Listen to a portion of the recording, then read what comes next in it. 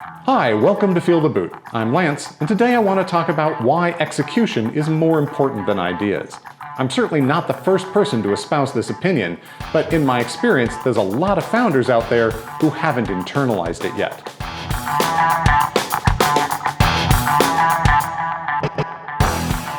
So why even bother talking about execution versus ideas? I mean, wouldn't we obviously want to have really great ideas backed by amazing execution?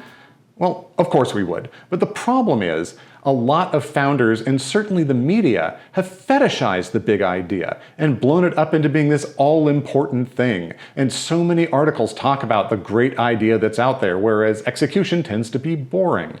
But the problem is, in many cases, this leads to a build it and they will come kind of business, where, well, if I've got this great idea, obviously the company will just sort of follow from that, whereas it doesn't at all.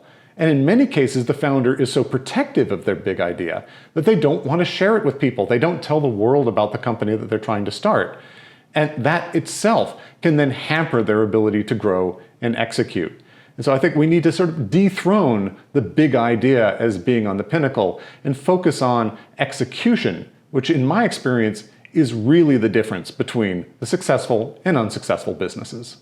I don't want to suggest that ideas are unimportant. Ideas happen throughout a business's life cycle. They are the foundation of what you then execute against. So clearly they're important. But when I'm talking about ideas today, I'm talking about the big idea. I'm going to put that in quotes and capitals, right? That thing, that light bulb moment around which the business is built. I think that's much less important than the boring day-to-day execution. And I say this as an idea guy. That's really my forte, is coming up with ideas. And even I am going to tell you it's the execution that really matters. So let's unpack that idea of needing to protect your big idea. Now, in 99.9% of the businesses that I see, that idea isn't actually the key to making money in the business. Now, if it is, if the entire business is built around some invention, some really critical piece of intellectual property, go patent it and then tell the world about it and talk to everyone. But other than that, you're not going to lose the business because you shared the idea, because behind the idea is your vision of how it fits in and how you sell it and how you execute it and all the rest that goes around that. And that's much more difficult to steal. So go ahead and tell the world. Now, while I was reading up on what other people had said on this topic, two quotes came up that I thought were really interesting. And I'm going to glance down because I want to make sure I get these right. And the first was Derek Sievers. And he said, ideas are worth nothing unless they're executed. They're just multipliers. And he actually has a really interesting article, which I'll link to in the description, that shows how he thinks about ideas as just being a multiplier for the execution, which is where the fundamental value comes from. And the other thought came from Ron Lesham. And he talked about the idea that we need to stop talking about business as a noun, because when we talk about it as a noun, we think of it as a thing and we look at what is in it. And that often prioritizes things like the idea. Whereas he suggests we should think of business as a verb. You do business. And that puts the emphasis on the activity. It makes it a verb. It's what you are doing. It's the execution of the thing. If you stop time, the business effectively ceases to exist, other than, if it's a mine and it owns tangible property. But what actually generates the money is the doing. And that's what you really want to focus on. And so thinking of business as a verb, I really like, because it keeps your head in the right space. Now, another reason that I focus on execution versus the idea, especially as an investor, is that your idea is extremely likely to change. In my experience, looking at successful businesses, almost all of them have had at least one major pivot. They've completely changed the thing that they're doing. And so the idea that they started off talking about isn't the idea that they end up executing against at the end of the day, right? They've learned things as they went. And that's another reason why so often investors look for the team rather than the great idea, because they know you're probably not going to be doing the same idea at the end of the day. What I want to know is that there's a group of people in the business with the capabilities and tenacity to continue to execute successfully, whichever direction they end up going. In reality, Your big idea is probably not all that novel anyway, certainly not if it's a good idea. Most good ideas are based around some significant existing pain point or need that's out there in the market.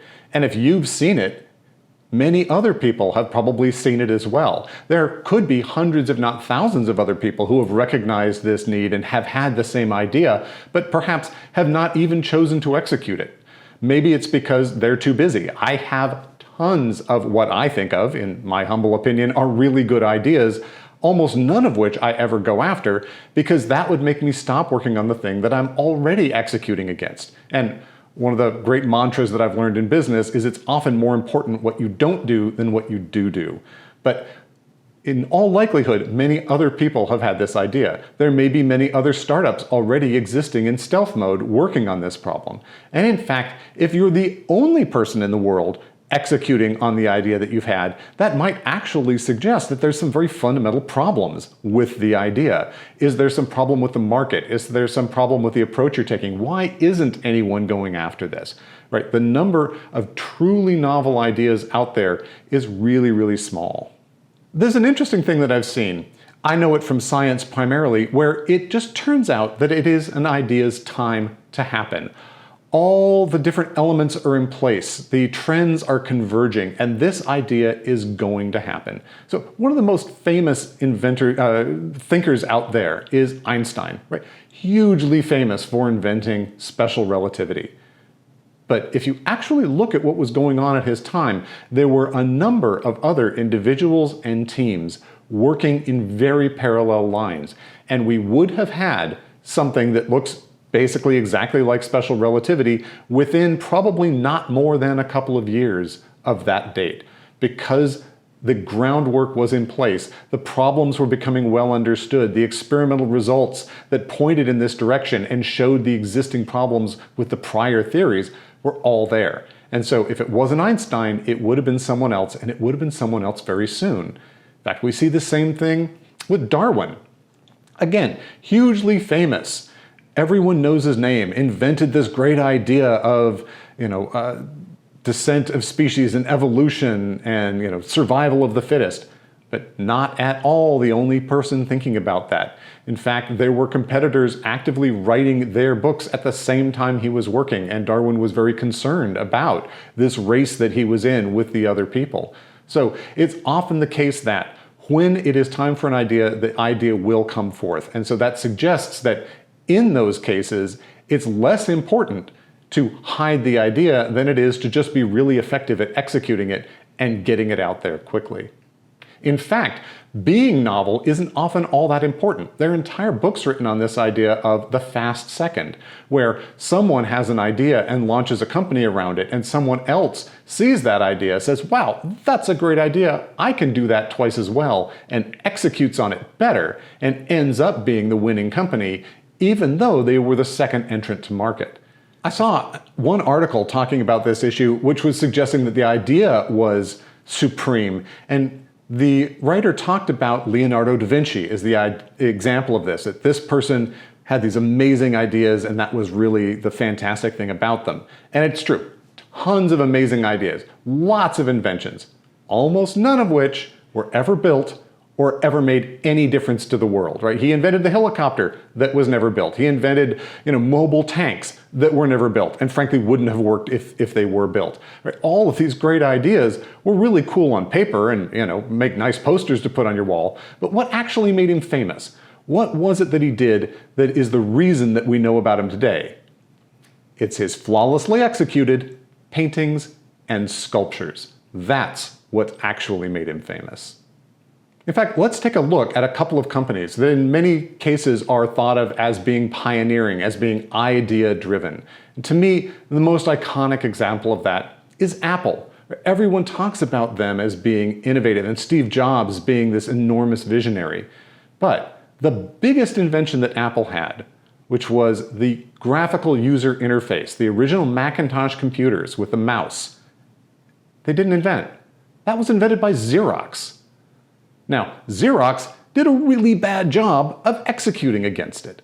Apple recognized the value of the idea executed it well, got it easy to use and out into the market and understood where it needed to be deployed, and have become the most valuable company in the world. Look at Ford, right? Revolutionized the auto industry. Did he invent the car? No. Did he invent really any aspects of the car, the Model T? Not really. What did he invent? He invented the assembly line.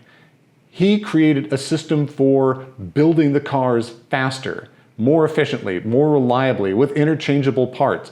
He took the existing idea of interchangeable parts that would have been used in the gun industry and applied it here at a larger scale. Again, it's all about the execution. That's what allowed him to make more cars more affordably and undercut everyone else. In fact, another example of a great innovator in cars is Elon Musk, the guy who owns Tesla and SpaceX. But the Tesla is far from the first electric car. There have been endless electric cars before.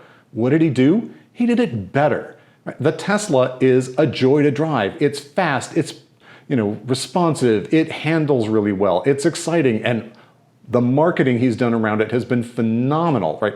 The name and the excitement and the buzz around it is second to none.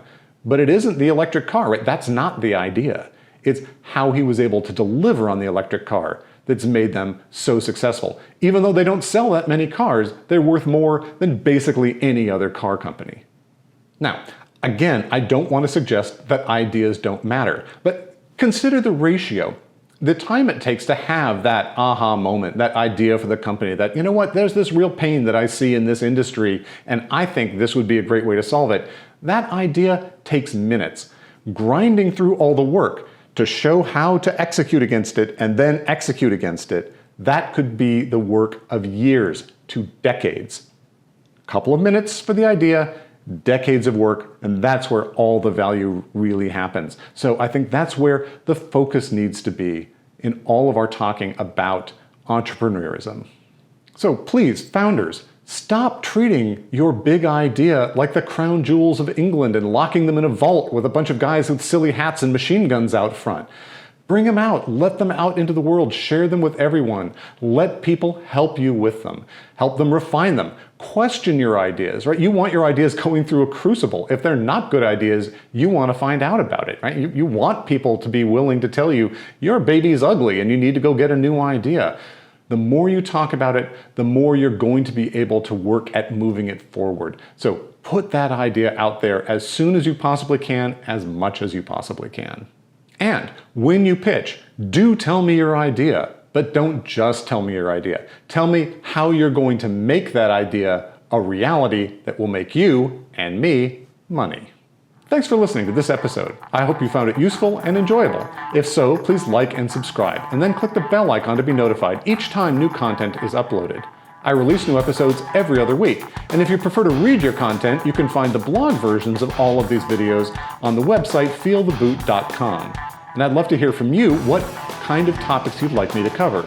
So please go down to the comments here or on the website and let me know. And if you know other people in the entrepreneurial ecosystem, please share this with them so that we can help as many people as possible.